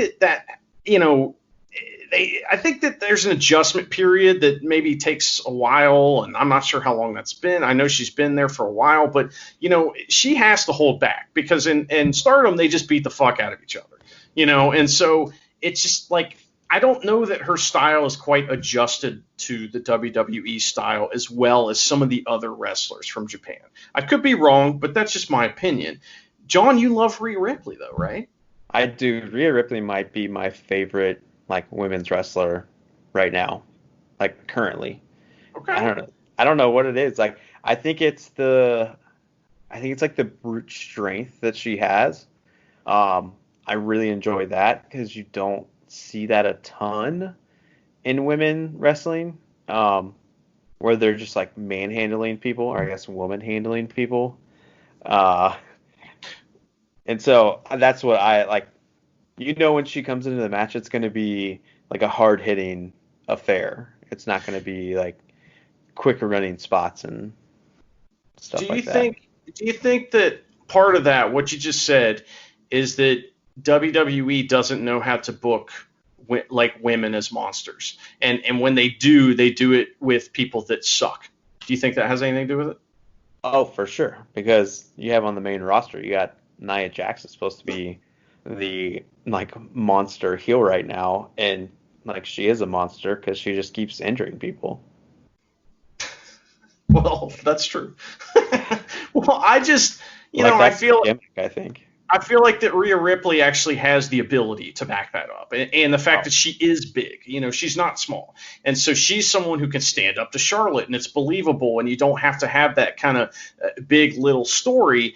She can bully somebody else, and so I like her potential as that. I think that the COVID thing cooled her off to the point where I had forgotten she even existed. So I'm really happy that she got to be in this main event and do some stuff. So this is a triple threat NXT Women's Championship match. John, take it away. and I just want to make sure we note this is the first women's main event since like 2015 on an NXT show. So it's been Really almost 5 years, and the last one was, I believe, the 30-minute Iron Woman match between Sasha and Bailey. So fantastic match. it's been a long time. So it was really cool to see them get this spot because I even texted you earlier in the show and I was like, oh, that's cool. You get to cover both the women's matches, but psych, they threw that parking lot brawl into the middle of the show. And I was like, sweet, that means I get one of the matches I kind of wanted. I Uh, wonder if Todd Pettengill was like, what? When he saw this match start, them start to come out for this match, he was like, well, I was just packing up. I'm ready to go home. I made all my jokes. I'm ready to go. Or if someone just royally effed up and they were supposed to show that segment in between the Ciampa match and this triple threat, and they're just like, oh shit, we put it at the wrong spot. Or they filmed all those spots like 6 months ago or fucking something like that, or 2 months ago when they thought they were going to only have 5 matches on the show. So that could be it But too. But but either way, if you like know you have a segment that where the guy literally says, and next after this is our main event, well, just edit that and put it before the main event. It's not that hard. I wouldn't think. But anyways, so Charlotte wants nothing to do with this, and she immediately rolls out of the ring and says, "You two fight it out." And the crowd starts chanting, "You don't go here," to Charlotte. Do you know what movie that's from? well, I know that what's her name says that. EST of NXT. What is her name? She's fantastic. She's Bianca Belair? yeah, that's what she says. Is it? But is it from the one your favorite movie of all time, Mean Girls? Yeah, it is. Yeah, it's towards like the end of the movie. It's Oh, great. okay. Wait, can I get Uh, like a timestamp so I can go back and watch it? yeah, I think it's like an hour and 42 minutes and 43 seconds into the movie. That movie is over 90 minutes? I think so, yeah. That's fucking bullshit. But anyways, and so the crowd says, "You don't go here," and Charlotte says, "I made here." So, do you think that was planned? Oh, for sure. Did you see The Rock's daughter in the crowd? I did not because I don't really know what she looks like, but She just looks like a female version of The Rock. okay. She was on the right side Okay. of the crowd, and she was she was very noticeable. Well, Mean Girls is 97 minutes long, so. Okay, well, I got the timestamp wrong. I'm sorry. Charlotte initially doesn't want anything to do with either of them, but eventually she comes back in and works them both over. She starts chopping both of them until they start chopping back. Rhea quickly turns on Io and starts fighting with her. Ripley sends Charlotte outside and tries to cannonball onto her, but Charlotte dodges and Rhea eats the mat. Charlotte then chucks her into the barricade slash plexiglass, and then out of nowhere, Io Shirai comes out and Hurricane Rana's Charlotte Flair. Now, at this point in the match, are you liking this? Are you into this? I'm thinking that it's moving very fast, and I'm having like trouble keeping up because they're trying to do so much. Mm-hmm. But then Charlotte, she no-sells the Hurricane Rana, fights back, and throws Io into Rhea over on the plexiglass.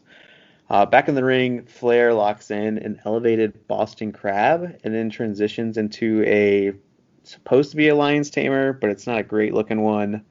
But the Boston Crab looked like devastating. Yeah, it looked awesome. She's so much taller than Io, and that it just looked nasty. So anyways, she transitions over to the Lion's Tamer. Shirai is able to fight back, and then Rhea comes in and clotheslines Charlotte. Shirai hits a 619 on Flair. Oh my God! Did you see her? Okay, so I get it. You want to peek a little bit. You want to see if she's coming with the 619. You know it's coming. You want to peek. Charlotte looks over her shoulder and then moves 3 feet. She's like, oh. This is a clunky match, man. So Io hits the 619 on Flair, and then she tries to go off the top, but Flair moves, and she does this really cool, when she's coming off. I don't know what she was trying to do, but somehow she ends up in the splits midair and then comes down and rolls through. I don't know. It was a very weird transition spot, but it looked pretty cool. Somehow Io rolls through a move that Charlotte's doing and then leaps up and double stomps onto Flair's stomach. That was great. That looked cool. I literally don't know how they got into that spot, but Shirai just jumping up and double stomping her stomach was really cool. Yeah, she kind of went up on her toes too and just kind of hung there for a second. Really cool. Rhea and Io fight until Charlotte hits a double spear on both of them. The crowd boos her, and then she crotch chops towards them. And the announcers are befuddled. Mara says, "That's not something befitting a queen." Mama. Yeah, they're like, "That's so uncharacteristic of Charlotte Flair." No, it's not. She's always nasty. She's fucking heel. Who her dad is. Dirtiest player in the game. She lines them up and then tries to do a double moonsault onto both of them, but Shirai is wanting nothing of that and wanting nothing of that, rolls out of the way, and then Ripley puts her knees up and Charlotte lands on those. Rhea goes for a riptide on Io, but she blocks it, and then Shirai hits a spinning crossface on Charlotte, but it's not good enough, and Charlotte gets out. Flair tries to hit a natural selection on Ripley, but she misses. Did she, or did she just jump and fall down? she just did a rolling flip, and just kind of Ripley had her arm out, and it was like, oh, she dodged it. It's I don't know what you guys are doing. So she misses a natural selection. Io hits a drop kick off the top to Ripley, and then she hits a double knee in the corner. And then Flair out of nowhere comes up and hits a natural selection on Io Shirai. She locks in the figure 8, but Ripley pulls her by the hair and drags her out of the ring. That was cool because she actually had, a handful of hair and was yanking her by the hair. Yeah, she really got her off of that move by dragging her out of the ring. So Charlotte's down with that. Rhea moves towards the stage side of the ring, and Io just comes out of nowhere and hits a diving crossbody through the middle rope onto Rhea. It looked really nice. Charlotte then throws Shirai through the window of the set. No glass. No glass. Oh. And then Ripley grabs a flower pot and just chucks it at Charlotte. She more gets her dirty than like hits her with it. She kind of like misses her and like just all the dirt gets on her. It's like, Yeah. I just had this gear washed. Yeah, pretty much. But so those two scrap a little bit until a spotlight just randomly starts up at the top of the door frame of the set. Like, did you notice how the spotlight came out of nowhere? I have some things to talk about with this, but let's get through the match. I got a couple things to talk about with this, John. Yeah. So they shine a spotlight on Shirai, who's up on top of the door frame. She dives off and does a double crossbody onto both of them. The dive looked fucking great. It looked Cool. So back in the ring, Io goes up top, but Ripley stops her. Ripley is able to dodge Charlotte's spear and sends her to the out. That was awesome. I thought she broke her neck, man. Yeah, because she ran straight into that turnbuckle. Charlotte goes to the outside. Io and Rhea, they fight up top. Shirai tries to hit a Frankensteiner from the top rope, but Rhea kind of catches her. And then out of nowhere, Charlotte comes back in and just big boots her to the face. Ripley hits a super riptide off the top rope. Shirai breaks it up. And then they send Charlotte. What am I going on here? They send Charlotte to the outside.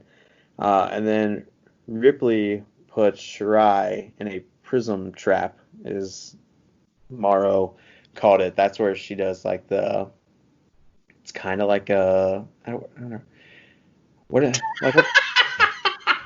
I try to the move is so cool, but I don't necessarily know how to describe it. It's kind of like a figure four, but you use your arms to lock the legs in, and then she just grabs them and is holding them up with their knee in her chest while she's doing an ankle lock / figure four. It looks very painful. Yeah. And she's done that, I think, to Shirai before, where she's spinning around with her while having it locked in. And it just looks brutal and super painful. And she can't do that with everyone, but when she can, it looks great. But Flair comes back in with the kendo stick, as you know, Charlotte can't be gone for too long. She comes back in with the kendo stick and goes to town on them. She locks in a figure 8 on Ripley, bridges it, and then we discover out of nowhere that Shirai is on the top rope. She hits a diving moonsault onto Rhea Ripley's face. Literally knee to the face. Oh my God. And she goes for the pinfall, and Charlotte is trying her hardest to get out of the figure 4 so she can break up the pin, but she does not do it in time. And Io Shirai is able to pick up a pinfall victory and win the NXT Women's Championship.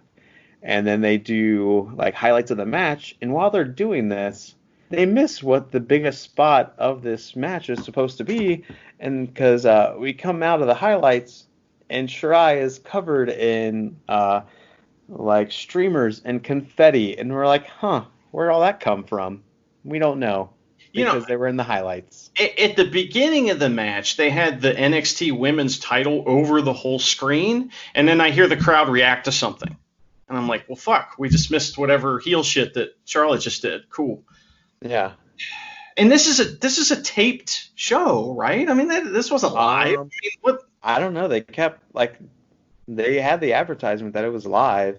I don't know. All matches except for that parking lot one.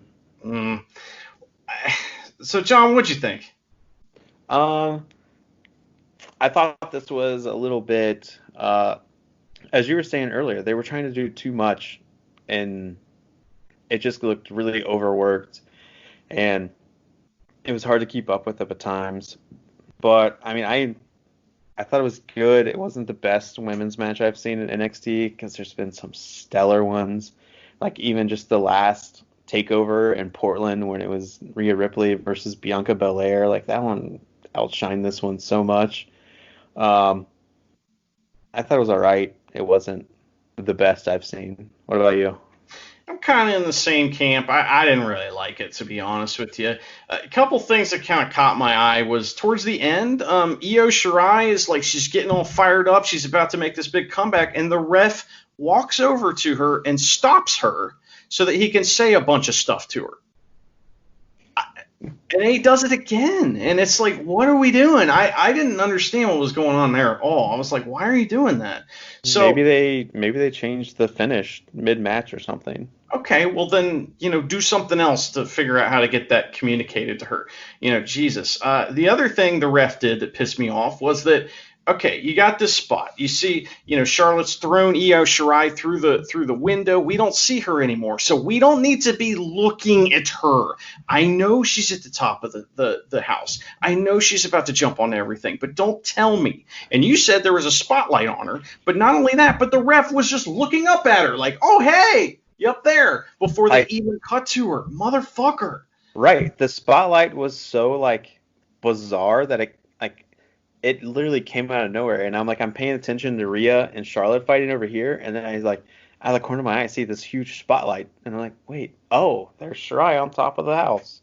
What if earlier in the night we had a ref on the outside? Johnny Gargano is about to get pounced by Keith Lee, and the ref's just looking in that direction. It ruins the fucking spot, So that ruined that spot for me. I didn't like that. The spearing on the turnbuckle was really cool. But I hope I'm wrong about this, but Rhea Ripley might have gotten knocked the fuck out, man. She got destroyed by that moonsault at the end. I hope she's okay, but it was kind of funny. I don't know, So. Yeah, it was like full knee rotation straight into the dome. Oh my God. Well, yeah, if this match had been the match before the main event, I would have been like, okay, all right, that wasn't bad. I just don't think it was worthy of the main event. I think they were going too fast. They were trying to do too much, like the point you made there. And it just felt very clunky. And again, while I was watching this, I'm thinking, man, if you could just slow this down and make these moves look a little better, I think this match overall could have been spectacular, but it's funny. You talked a lot about moves, and you talked a lot about what happened in this match. What was the story? There was no story. It was just move after move. It was a triple threat. Yeah, that's the story. There's a triple threat. There was no, interaction between the characters of the wrestlers in the match to make me want to see one person win over another. Other than Charlotte trying to cheat in a fucking no DQ match. You can't cheat. So, I don't know. I didn't like it, John. I'm sorry. That's okay. You're allowed to not like a match. That's true. Well, John, NXT Takeover in your motherfucking house. Give me your overall thoughts as we wrap up shop. I continue to think that NXT is probably the best brand out there at the moment. Even if not all the matches are stellar, I still think it's super entertaining. Takeovers don't fail. I have still yet to see a takeover where I'm like, I'm really bummed I wasted my time on that. And so, hey, I'll continue to be a big fan of the NXT shows. What about you? Like I said at the beginning, I thought it was fine. Usually, your takeovers, the worst match is better than any match on Raw. You know what I mean? And in this case, I didn't feel that way. I felt like that the parking lot brawl was the worst match. I thought that was just. That was a waste of everyone's time. And I thought the main event just didn't live up to, what it needed to live up to. And it's, I think that Johnny Gargano versus Keith Lee saved the show for me. Because if that hadn't been on there and something kind of mediocre had been in his place, I wouldn't have liked the show at all. Yeah, I would say the North American Championship match and then that Finn Balor Damian Priest match were we peaked at those two matches. And then... But yeah, you're guaranteed basically to get a good match out of a Gargano match and out of a Ciampa match. And even though Ciampa's match was not nearly the same longevity that we're used to, I thought it was still a great match. So you made a great point earlier. And I think I know what this show's missing. I mean, we know the roster's thin because of COVID and all that. It was missing the British guys, Yeah, and really, Imperium is the tag team champions. How come they weren't featured? And right, it and ended, and it was only like a 2 hour and 15-minute show, so they could have correct. easily thrown in a tag team title match, which they have number one contenders now because Breezango became number one contenders on Wednesday. So I'm kind of surprised it wasn't just thrown in here. Well, and there was no Pete Dunne, there was no Kyle O'Reilly, there was no, I know that's not a British guy, but Adam Cole's guys, they didn't do anything except show up and run away. So it's a shame. I just feel like that. The show seemed like a show that would be put on by a thin roster, a company that's in turnover, which they're not, So I understand, they're missing a lot of talent, but it was really good to see the Killer Cross debut. I think he's awesome, and I do agree he is definitely a special wrestler, and I hope they treat him so. And like I said before, Keith Lee versus Johnny Gargano was just fucking badass. Great match. If you watch anything from this show, I highly recommend you watch that. Yeah, I think to piggyback on what you just said, I think it is like a thin roster right now, but I think that's a good thing because we're kind of used to takeovers being the same wrestlers kind of in almost every single match. You just kind of shuffle the deck a little bit. And so we kind of got introduced to a bunch of different people. Like this was Shotzi's first takeover, and it was, I don't know, whoever the girl is with, Dakota Kai, like it was her first takeover match. It was Damian Priest's, I think, second takeover match, Cross's first match. Like it was a lot of their there was a handful of like debut takeovers, which I think it's good to kind of put those people in so that we can move some of those other people to Raw and SmackDown. Like Matt Riddle got the call up, and I think Dominic Dijakovic is also getting a call up, and so like it's good that NXT still has enough good wrestlers in their pocket that they can send up some of these other people who aren't really being featured at times. You're right, John. Well, as we wrap this up, I do want to mention that, make a little announcement here. Why not? First of all, live wrestling will be returning very soon. If we are not back before Paul Cade, which is our buddy Chad French from Midwestern Territory, it's his show on July 11th in Indiana. If we're not at a show before that, that's when our live episodes will return as far as the, reviews on the road home from the show. And next week, me and you, John, we're going to do like a little special episode. We reviewed Backlash 2001 like 2 weeks ago, and this week we're going to review Halloween Havoc 1997, and I hope, don't get me wrong, but I hope it's the last episode that we do in the COVID era of the road home from wrestling, if that makes any sense, because I understand that these shows are good. We're doing our best and everything, but it's not the same as being in the car and everything and our typical gimmick. So I appreciate all the listeners sticking with us. This has been a really hard time for everyone in the world. I love all you guys. I love everybody out there, and I'm so happy that we get to do this. Yeah, and I agree. Obviously, because this episode is running very long, and I think that's in two parts. It's because we're not held down to a car that's telling us when our episode should be over, and it's also like me and Andy haven't hung out in like 3 months, and so this is us like kind of catching up, even though it's wrestling, and we're still catching up, and so it's fun. So again, thanks for like hanging out and like listening to our conversation. John, where can folks find you on the inner tubes? You can find me at jhat05 on Snapchat, Twitter, Instagram, all the MySpace. All the cool spots. Oh, yeah. What about you? Space joke is not old at all. That's not, No, it's not. It's making a comeback. Twitter's, trying to fact check people, so I feel safe at MySpace. Well, folks can find me at Jerusalem Tweets on Twitter. You can follow our show at The Road Home FW on all the major social media platforms. And, I appreciate you guys listening. And for me and John, we'll see you a little later. Sayonara.